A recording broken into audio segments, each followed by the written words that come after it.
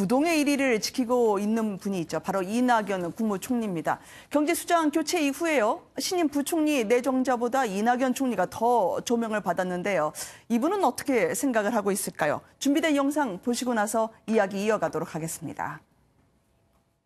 이낙연 총리와 함께 호흡을 맞추며 국무조정실장을 맡아온 홍남기 경제부총리 내정자는 특히 정부 출범 이후 70여 차례 지속된 이낙연 총리의 대통령 주례보고에 배석해 누구보다 대통령의 국정 철학을 잘 이해하고 있으며 이 총리의 강력한 선거가 있었습니다.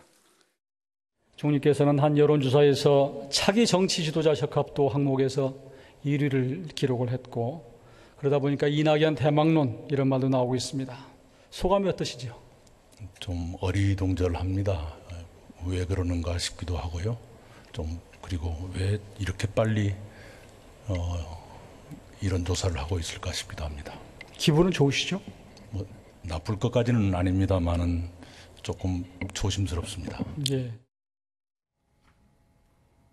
나쁠 것까지는 없다. 지지율 1위라니. 총리의 이 말과 함께 또 많은 분들이 이제 추측에 추측을 더하는 이제 상상의 나래를 펴기 시작했는데요. 일단 최근에 여론조사 1위를 어떻게 보고 계십니까, 김 교수님? 일단 상당히 높습니다. 네. 최근에 나온 조사 보면은 뭐 거의 20%에 육박하는 수준이거든요. 이 이유와의 차이가 굉장히 오차범위 네. 바뀝니다. 그렇다면 그동안에 보여줬던 이낙연 총리의 그런 여러 가지 이 성과의 의미도 분명히 있을 거거든요. 왜냐하면 그동안에 사선 의원이자 또 전남도지사라든가 네. 다양한 국정의 영역에서 활동했었고요. 또 총리가 돼서도 여러 가지 공격적인 발언에 대해서 굉장히 품격 있는 언어. 최근에 뭐 정치인들의 정말 막말 논란이 있었는데요.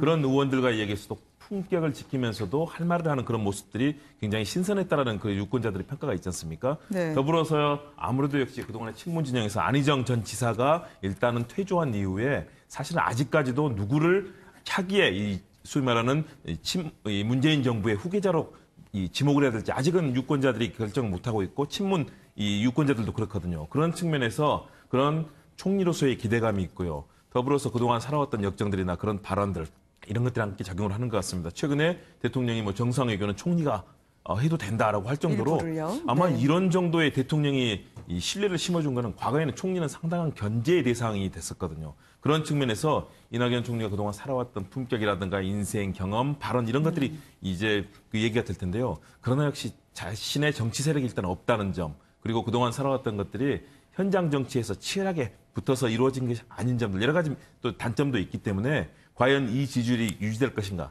아직은 이런 지지율을 가지고 얘기하기는 상당히 빠른 시점이 아닌가 생각이 네. 듭니다.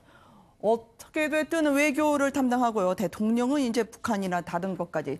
이해찬 전 총리 이후에 가장 최강의 책임 총리 신임을 받고 있는 게 아닐까라는 평가가 있더라고요. 윤 의원님 어떻게 보세요? 엄밀히 말해서 총리에게 외교를 맡기기는 어렵죠. 그러니까 뭐 예를 들어서 뭐 국제회의, 다자회의에 대통령 대신 총리가 가끔 가는 경우는 있습니다. 네. 그러나 통상적으로 따지면 총리는 내치에 오히려 더 권한을 줄 수는 있겠죠. 그러나 저는 지금 의미를 좀 따져보면 지금 차기 대권이라고 얘기하는데 3년 반 남았어요. 네. 이 상황에서 이게 무슨 의미가 있을까? 표현이 만약에 차기 대권 후보로서 적합한 인지도 조사를 했다 그러면 그건 관심이 갈 수 있어요. 네. 그러나 이게 선호도나 지지율이라고 얘기하는 거는 한순간에 거품이 꺼질 수가 있다. 그리고 총리라는 현직 때문에 나오는 거고 임종석 비서실장 역시 비서실장이라는 현직 때문에 나오는 거일 가능성이 아주 다분하다. 네. 뭐 그런 예들이 많지 않습니까? DJ 때 뭐 이인재 대망론, 또 뭐 고건 대망론, 뭐 짧게 봐서는 뭐 김황식, 황교안 이런 분들도 현직에 있을 때 나왔던 지지, 인지도가 확 꺼져버리는 이런 게 네. 많았기 때문에 저는 지금 뭐 이런 게 정치가들이나 또는 호사가들이 그냥 재밌거리로 또는 뭐 경쟁을 좀 부추기는 차원에서 하는 거는 뭐 의미가 있을 수 있다 보지만 정치인으로서의 자생력, 우리 김 교수가 얘기한 것 같이 정치인으로서의 자생력을 따져본다면 아직도 갈 길이 아주 험난할 것이다. 그렇게 네. 봅니다. 이게 호사가분들이 많이 이야기했던 이유가 있습니다. 왜냐면요. 총리도 그렇고요. 임종석 실장도 그렇고 두 분 다 호남 출신이거든요. 그러다 보니까 다음은 호남에서가 아닐까라는 측면에서요. 선글라스 파동 이후에 임종석 실장은 잠시 몸을 낮추고 있는 것 같지만 다음에는 뭐 통일부 장관을 시키는 거 아니냐라는 것까지 이런저런 추측이 무성하더라고요. 김 교수님. 차기 주자로서 임종석 비서실장도 빠지지 않고 거론이 됩니다. 물론 뭐 여론조사 결과를 보게 되면은 앞서 얘기했던 이낙연 총리 등에 대해서 상당히 밀리는 모습을 볼 수 있는데요. 지금 여론조사에서 높게 나오고 있는 차기 주자군들을 보게 되면 전부 단체장 출신임을 아마 볼 수 있을 겁니다. 총리라든지. 네. 그러니까 자기 정치를 통해서 안정적인 국정 운영이 가능하다라고 하는 인식과 이미지를 심어주고 있는 것 같은데 임종석 실장 같은 경우는 비서실장으로서 참모의 역할을 하지 않습니까? 그러니까 많은 국민들이 최순실 국정농단 사태를 거치면서 문고리 권력이 위임된 권력들을 남용하는 것들에 대해서 굉장히 좀 실증과 짜증이 나 있는 상황입니다. 임종석 실장이 그런다는 측면을 얘기를 하고 있는 것은 아니고요. 임 실장이 앞으로 차기 주자로 나서기 위해서는 비서실장의 꼬리표를 떼고 자기 정치를 하기 위한 본격적인 모습을 보여줘야 되는데 그것이 총선의 출마가 될 수도 있고 지금은 남북 관계에 대한 문제의 최종적인 책임자 역할을 하고 있기 때문에 네. 아마 통일부 장관의 선택을 통해서 이 교착화된 북한의 비핵화 문제를 이끌어내고 남북 간의 발전을 이끌어내게 된다면은 임종석 실장도 얼마든지 차기 주자군에서 우뚝 솟아오를 수 있는 가능성은 여전히 남아있다 생각이 됩니다. 이런 대망론이 나올 때요. 나도 절대 제외가 돼서는 안 된다라고 생각하시지 않을까요? 바로 이재명 지사인데요. 탈당이라니 이거 아니다라고 얘기했던 이재명 지사의 오늘 얘기가 화제가 됐었는데요. 일단 준비된 영상을 보시고요. 이야기 나눠보도록 하겠습니다. 이제는 이 일은 그만 좀 남겨두고 경찰의 판단 또 검찰의 판단에 남겨두고 도정에 집중하고 싶습니다.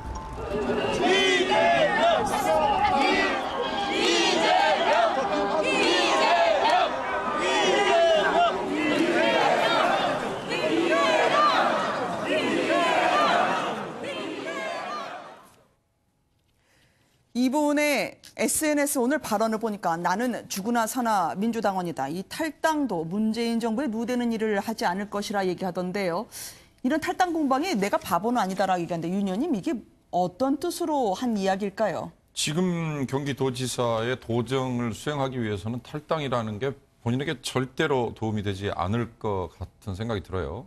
그런 현실적인 아마 이해관계를 우선 따졌을 거고 네. 지금 당내 입지에서도 흔히 말하는 친문 세력으로부터 견제를 당하긴 하지만 그래도 이재명이라는 이 유명도를 가진 유력한 정치인 중에 한 사람이잖아요.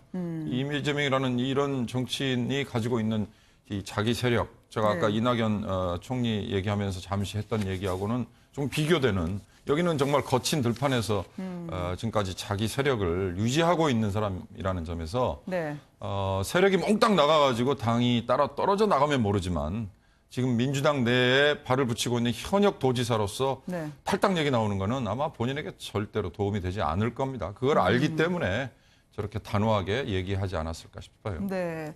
검찰 수사를 앞두고 있고요. 지난 국정감사 때도 탈당 권유가 있었지만 내가 안 하면 그만이다라고 얘기했는데 거듭 이 얘기를 하는 이유 아마 김 교수님께 한 번 더 여쭤보고 싶어요. 국민이 만든 정당인데 그걸 누구 보고 나가라고 하느냐.